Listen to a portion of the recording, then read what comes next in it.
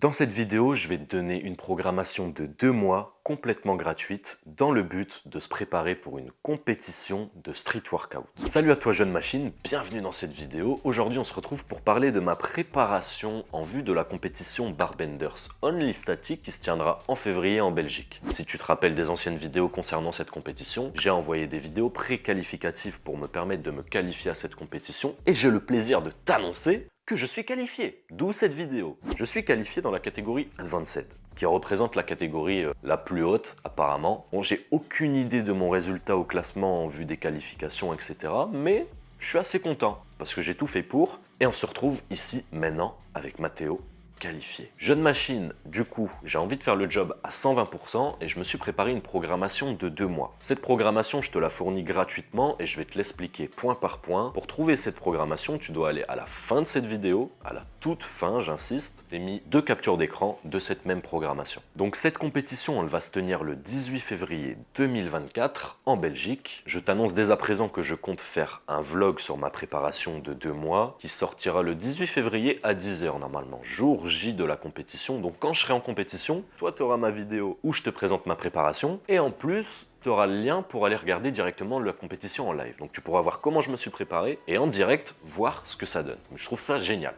Je trouve que c'est du génie.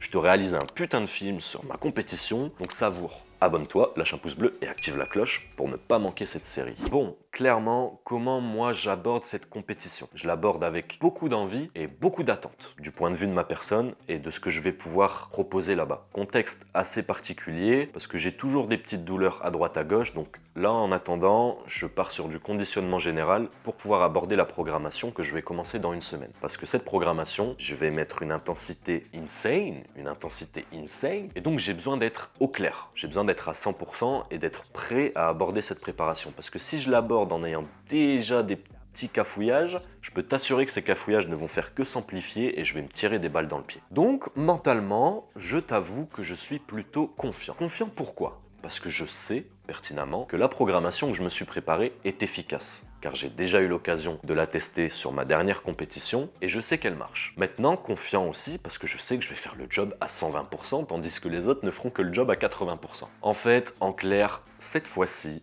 j'ai eu assez d'expérience en compétition pour vouloir y aller et gagner. J'y vais pas pour chill, pour me prouver quelque chose, non. Cette fois, j'y vais pour gagner. C'est-à-dire que je vise minimum le podium et je vise en fait la première place. Tout simplement, il y a pas de, je vais pas te dire non, non, non, non, non. Je préfère viser la première place, être sûr que je vais avoir cette première place et aller chercher cette première place en fait. Avant de te parler de cette programmation, je trouve important de te parler de mon expérience en compétition. Au jour d'aujourd'hui, j'ai vécu 4 compétitions. J'en ai fait une à mes débuts, en 2020.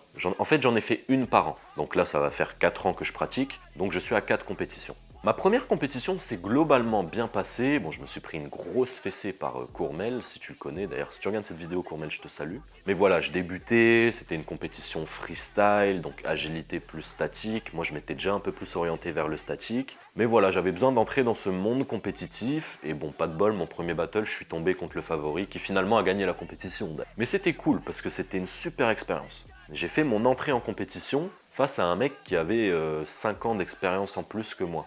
Donc c'était très intéressant. J'ai vraiment été mis en situation extrême. J'ai pu voir comment je réagissais face à la pression, face à tous ces trucs-là. Et ouais, une expérience plutôt positive, même si je me suis pris une grosse fessée. Ensuite, la deuxième compétition, c'est Courmel qui l'a organisée, justement. C'était une compétition only statique, encore une fois. Compétition où cette fois, je me suis pris une vraie claque dans la gueule. J'y suis allé beaucoup trop serein, je m'étais pas entraîné pour. Enfin, du moins, je pensais m'entraîner pour, mais en fait, j'avais aucune notion de l'entraînement à cette époque-là. Du coup, j'y suis allé, voilà, j'ai tremblé sur tous mes combos, j'avais pas de cardio, j'avais jamais travaillé de combo. En fait, à cette époque-là, j'aimais bien envoyer des power moves et m'arrêter. Et j'imaginais que ça allait fonctionner sur des combos 2 fois 45 secondes. Ben non, c'est pas passé. Et je me suis pris une vraie claque dans la gueule parce que j'y suis allé en mode j'ai des power moves, nanana, je vais pouvoir faire quelque chose. Je me suis fait éclater. Je me suis ridiculisé ce jour-là. Et cette compétition a changé beaucoup de choses, a changé ma vision des choses.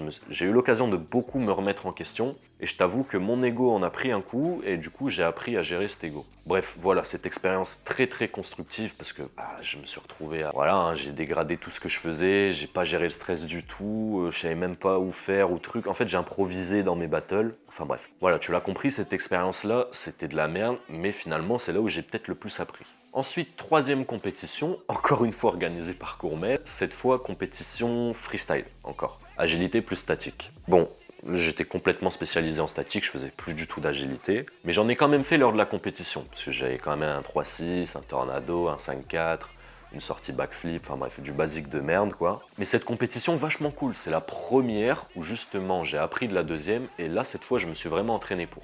Donc j'ai reproduit un peu la programmation que je vais te donner là, en moins intense et en moins juste, parce que j'avais encore moins de technique, moins de façon de m'entraîner, etc., etc. Mais ouais, cette compétition plutôt positive. Je suis allé chercher un podium, je suis allé chercher la deuxième place, avec quasiment que du statique, face à des mecs qui étaient quasiment full agi, un peu statique. Et en finale, je me suis retrouvé contre un mec plutôt complet, Quentin, si tu le connais, un Belge. Et voilà, apparemment, je me suis fait sucrer la première place parce que j'avais pas d'agi. Enfin, c'est ce que les juges m'ont dit et ce que je pense cohérent de toute façon, parce que en compétition freestyle, j'ai rien à faire en compétition freestyle, en fait, je fais pas d'agi. Donc... Mais ouais, j'étais vraiment content, c'était mon premier podium, voilà, j'ai pu un peu prendre les fruits de mon travail et voilà, c'était cool. Quatrième compétition. Première compétition internationale en Bulgarie. J'ai été invité par Battle of Legends, donc j'y suis allé. Le problème c'est que j'ai enchaîné cette compétition avec la troisième. C'était un mois après, un mois et demi, 2 mois, et que en sortant de la préparation de la troisième compétition, j'avais des douleurs un peu partout. Parce qu'à cette époque-là, j'avais encore une activation hasardeuse sur mes planches et je compensais vachement et du coup je me blessais beaucoup.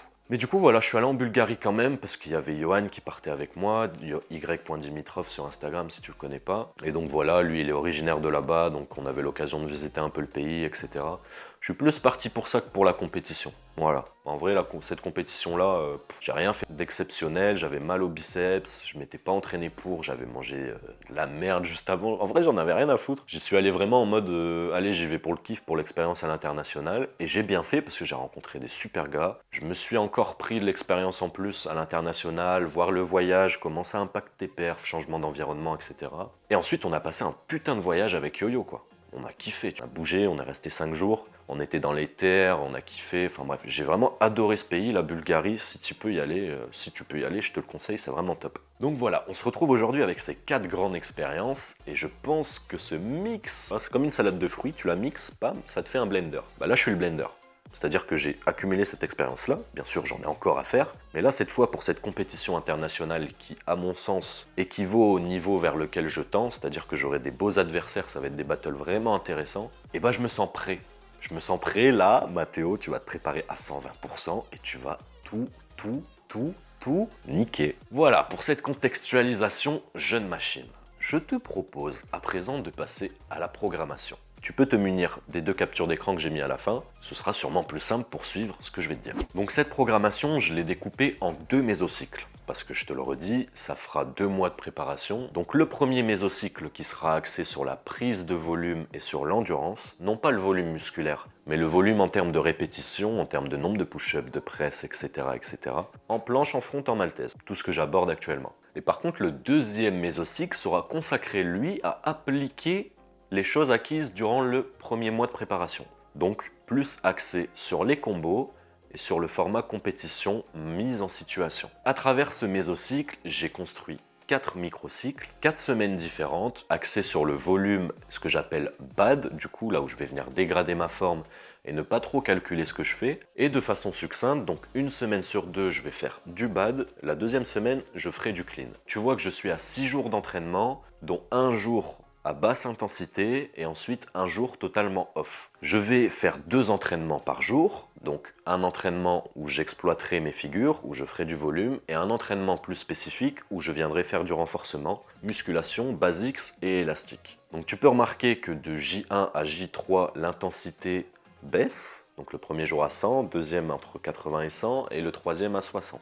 Ensuite le jour half, là où je vais venir faire beaucoup de conditionnement, je t'en ai déjà parlé un peu en vidéo, donc c'est vraiment de la basse intensité, je peux très bien faire de l'élastique, comme des exercices purs de musculation, comme de la marche, comme de la natation, enfin bref, vraiment au feeling. Et ensuite, J4, J5, enfin J5, J6, ça reprend sur la même base. Donc tu vois, j'ai préféré rester large, volume XXX, front XXXXX, pour travailler les maltaises également. Parce que moi, je suis quelqu'un qui n'a pas besoin d'avoir exercice, exercice, exercice, ça ne marche pas. Okay, j'ai besoin de m'adapter en fonction du jour. J'ai assez de connaissances aussi pour pouvoir m'adapter, ça c'est important. Mais voilà, si toi tu as besoin de plus de détails, n'hésite pas à m'envoyer un message, je pourrai t'y répondre. Mais ne me fais pas un pâté comme ça, parce que tu sais que le coaching est mon métier, et d'ailleurs, en parlant de ça, tu stagnes et tu sais pas trop pourquoi, ou alors tu sais juste pas par où commencer. Remets en question tes entraînements et ton hygiène de vie. 3/4 des pratiquants aujourd'hui sont complètement dans le flou et perdent la quasi-totalité de leur temps à chercher une solution magique qui n'existe pas. À travers mes 3 ans de pratique, je suis passé par bon nombre d'étapes et sûrement celle que tu es en train de passer aujourd'hui. C'est pour te faire gagner du temps et te permettre d'atteindre